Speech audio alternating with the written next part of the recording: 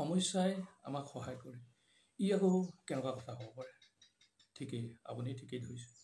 কিন্তু সমস্যাই যে আমাক সহায় কৰিব পাৰে, এই ভিডিঅ'টোৰ অলপ মাজত চাওঁচোন আহক। যেতিয়া আমাৰ মৌলিক প্ৰয়োজনবিলাক লাহে লাহে পূৰণ হৈ পৰে, আৰু তেতিয়াই আমি ক'ব নোৱাৰাকৈ এটা আৰামদায়ক আমাৰ জীৱনশৈলী আমাৰ মাজত আহি পৰে। আৰু তেতিয়াই আমি নিজৰ মগজক অধিক চিন্তা কৰা বা অলপ কঠোৰ পৰিশ্ৰম কৰা মানসিকভাৱে বা শাৰীৰিকভাৱে সেই কামবোৰৰ পৰা আমি ক'ব নোৱাৰাকৈ লাহে লাহে আঁতৰি পৰোঁ। অৰ্থাৎ আমি এটা আৰামদায়ক জীৱন হ'লে সকলোৱে ভাল পাওঁ, আৰু সেয়েহে আমি সকলোৱে তেনেধৰণৰ এটা জীৱন বিচাৰোঁ। কিন্তু বন্ধুসকল, যেতিয়া আমি তেনেকুৱা ধৰণৰ আৰামদায়ক এটা জীৱনৰ শৈলীৰ মাজত থাকোঁ, তেতিয়া আমি আচলতে প্ৰকৃততে এটা কমফৰ্ট জোনৰ মাজত সোমাই পৰোঁ, এটা বিত্তৰ আৱস্থিত আমি সোমাই পৰোঁ।